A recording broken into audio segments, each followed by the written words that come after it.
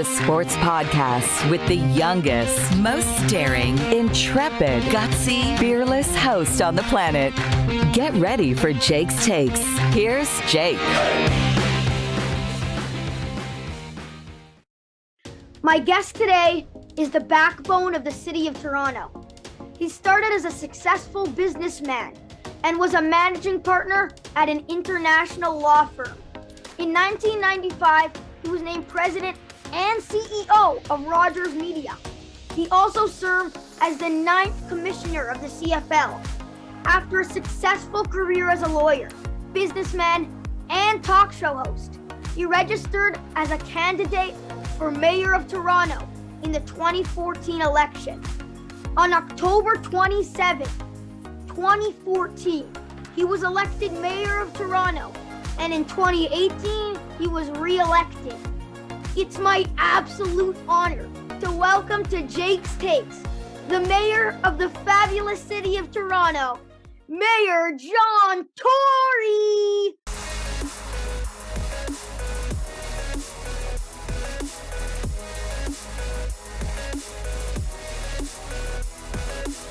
What's up, Mayor Tory? How you doing? That's quite an introduction, Jake. I'm doing fine. How are you doing? I'm doing great. And by the way, you know why it means so much that you're on my podcast? Why? It's because you're so busy and you have so much work with all these different problems, the pandemic, so many other things, snowstorms. Yeah. You deserve to lay back, let loose, and relax. And what better place is there to do that than Jake's Takes? Am I right? No, Jake's Take. This is the place to kick back. And so if you go easy on me now, though, okay? Because as you said, I'm under a lot of stress here. I will. And I know you're a big sports fan. Your time is like very limited. So let's get right to it. Sound good? Yep. Okay, so Toronto has so many amazing, iconic sports moments. I mean, like Joe Carter's walk-off homer to win the World Series, Kawhi's buzzer beater in Game 7, Batista's legendary bat flip, and so many others that just don't get me started. But what's your most favorite memorable moment in Toronto sports history?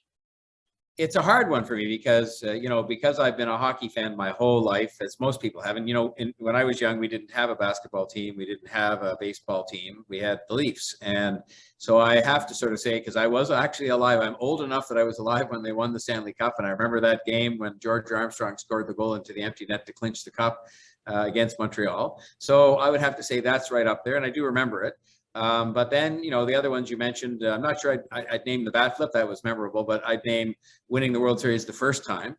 And then I would also, I was involved as commissioner of the CFL. So, of course, the Argos winning the Grey Cup in a year, the first time I got to present it to them, that was a big thrill for me as a lifelong fan. And who have I left out? Oh, and then, of course, the Raptors in the World Series, the NBA championship parade was, the games were all legendary. Every one of them, as I recall, was exciting. Like, I don't remember a minute that weren't. So, but if I had to name the number one, if you forced me to name one, I'd just say the Leafs winning the Stanley Cup because they haven't done it since. Yeah, that must have been so awesome. Yeah, it was awesome. And it will be awesome again, Jake. It's going to happen. It will, hopefully. It will. It'll happen in your lifetime, but it's going to happen in mine. And I've even said it'll happen while I'm the mayor. So we'll have to see if we can make that happen sooner than later. Yeah, so for me, I can never forget, and I mean never forget, the Kawhi buzzer beater. It was so awesome. I was like the perfect age. I was like the biggest basketball fan ever. And I remember watching that game, and everybody in the room was going nuts. And I'm like, let's go. Were you at that game live? Yeah, no, I wasn't, but I was watching on TV like everybody else. But do you remember the ball bounced like 3 or 4 times on the rim, and you just you're sitting? It's like the whole world came to a halt for a minute while we waited to see if it dropped into the basket, which of course it did. So that was great. That was quite a moment. There's lots of moments in that NBA championship series that were extraordinary. Yeah, and it's not even like that Kawhi shot led to so many other things to begin with. Yeah. Like we won the championship that year. It was just such an incredible experience for everyone in the city. And that parade, like you mentioned, that parade, that was like, wow. Can you give me a behind the scenes look of what it's like planning a championship parade? Well, I mean, we didn't anticipate, nobody did, how many people were going to show up. We should have known it was going to be big, but I mean, I think there's been nothing like it in terms of size. But I can remember sitting right here where I'm sitting now, looking out over Nathan Phillips Square in my office.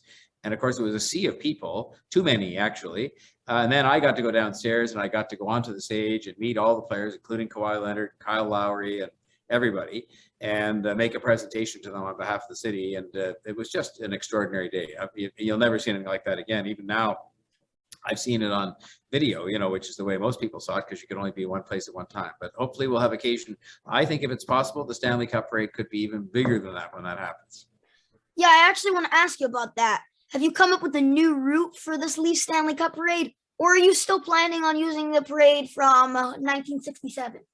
I think that, tradition says you should use the same parade route, but I don't want to get us hexed here. You got to be careful not to plan the parade before you've won the championship. We're having not a bad season so far. Marner and Matthews, and, they're all playing well. But, I think tradition would say, especially when it's been 50 some odd years, that you use the same route. But we'd have to figure, what we've had to learn from the NBA championship parade, what's safe, because when you get that many people, you have to be very concerned about safety, and people could get injured and so on. So we did learn some lessons from the NBA parade, because there were, some elements of that got beyond what we had thought would happen. And so you have to be safe. So we'll see. Let's win the championship first, and then we'll get the parade route organized the morning after. So I mentioned Kawhi Leonard earlier, and the entire city was begging him to stay. Restaurants were offering him free food for life. Paintings were going up all over the city. You even gave him the keys to Toronto. But for some reason, it's always hard to get athletes to come here. What can we do as a city to convince star athletes to come to Toronto? Well, I think the first thing you have to realize is I don't think it's a knock on Toronto that they don't come here as easily. I think it's that in many cases they're close to home if they're playing in the U.S. And so in Kawhi Leonard's case, I think the main reason he went back to L.A. was because that was home for him. And I think when they come here, the athletes, almost to a person, love being here. They love being here. In fact, a lot of the NBA players come here in the summer. When they're not coming for a game, they're coming to spend their holidays. And so the rest of it is about, frankly, opportunity and money. I mean, if they're getting a huge contract offer, there's only so many of those we can have on our team. So some of them go somewhere else, same with baseball, hockey. But I think most of the athletes who live here find for their families, it's an incredible lifestyle. And I think what we can do is just keep the quality of life here, keep an environment in which we respect each other, because I think a lot of the players who may be from a diverse background notice that we respect people here to a degree that they find something they notice it. And I just think if we keep doing that, and we have wonderful professional organizations, Maple Leaf Sports and Entertainment, the Toronto Blue Jays, who treat their players and their families with respect as well. So I think if we keep doing that, if you think about it, we had some big signings in baseball last year. We've had some big signings in basketball. We've had some big signings in hockey, and the players do stay here. But it's just one of those worlds in which, when you're going into maybe the last contract of your career, you're maybe going to go where the place where they're going to pay you the most money. And I don't have any problem with that. So I don't think we have we're doing okay. Okay, so be honest here for a second, Mr. Mayor. After Kawhi left, I know you can't ask for the keys back, but did you at least change the locks? It's funny because we've always said, it's funny you asked that question. We've always said, well, when you give the key to the city to somebody, what does it open? But no, you see, I'm not that way though. He got awarded that because he was a great leader in leading Toronto to a championship we'd never had before. And so that's a part of history. You can't change that. And the fact he left to go take a contract in his own hometown, that is something that I think most people understand, including me. I was disappointed, but no, so I don't feel, in fact, I look forward to seeing him come back here again. I'm really looking forward to Kyle Lowry, who's supposed to come back on the 1st of February. I think that's still the schedule. And, there's a guy who went off to pursue his career, and maybe his last big contract. And I have no problem with him leaving to do that. He's still a hero here because he played here for 15 seasons or something. He's a hero, and so he should be treated as such. And Kawhi Leonard the same. He's a hero, and he plays against us now. We'll go out on the court and play hard against him, but he's a hero. Yeah, they're both heroes. I know that. Don't worry. By the way, shifting to hockey, we all know how this city bleeds blue and white. The Maple Leafs are Toronto's team, no doubt. But just a couple years ago, there was some real talk going around about making another hockey team in Toronto. Like, what do you think about this idea? Do you think it would be good for the city? And do you support the idea? I do. I think we could support one for sure. I think they could sell it out the first day it was open, and I think they would be a great rivalry to have, just like they have in New York with two baseball teams and two hockey teams. But I think again, it's a complicated thing in terms of the competitive situation. The Leafs have, I think, the right to say no, but I think it would be great, and I think this market is the best hockey market. I call Toronto the hockey capital of the world, so I'd love to see another team, but that's not up to me. So, but if the idea came up like in a real way, I would support it for sure. And Toronto could mean the greater Toronto area. They've got a big new arena up in Markham, I think they're building, or they've already built it. And yes, I think it'd be a great idea. Okay, what I love about you is how passionate you are for Toronto sports teams, and I could tell that already. When the playoffs roll around, you're always making bets with opposing city like mayors. Who coordinates this? And when you win, do you rub it in their faces? No, never. I'm very gracious as a winner. It's a great lesson for all the people who, people know this. They're taught this from a very young age to be a gracious winner and a gracious loser. It's coordinated in the main by a guy by the name of Don Pete, who works with me, and he's very interested in sports and very engaged and very clever about coming up with these things we bet, like pea-meal bacon sandwiches and craft beer. And it's just fun. You know what it is? It's fun. It's a way for me to show support for the teams, and it's a way to generate interest in if there are tickets to be sold for the home games and so on, that kind of thing. I'll always support our teams, both because I'm a sports fan, but because I'm the mayor and I should be supporting our hometown teams and making sure that they know the communities behind them as well, and making sure that people in places like, cities where we play against them know that we want to make some fun of it. Okay, right now on Jake's Takes, it's game time, and we're playing some rapid fire. I'll ask you a bunch of short questions, and you answer them as quick as you can. All right. Yep. Let's do it. What's more out of control? Current COVID cases in Ontario, or your hair during the first lockdown? Definitely my hair. Definitely my hair. People said I looked like Beethoven. I looked like the Queen. So my hair for sure. What will happen first? The completion of the Metrolinx project or the Maple Leafs winning the cup? Maple Leafs will win the cup before the Metrolinx project is complete. What's better, spring rolls in Chinatown or pasta in Yorkville? Oh, that's tough. I don't know. That's tough. I'd have to say probably spring rolls in Chinatown. Of course, Toronto has 3 Chinatowns, but any one of them is good. Who's your favorite Maple Leaf of all time? Oh, of all time? I would have said Tim Horton. I mean, I remember him playing really well. He was number 7 with the Leafs. He was a great defenseman. He was kind of, and of course he went on to great success in business, as we all know. But I would say Tim Horton or Davy Keon.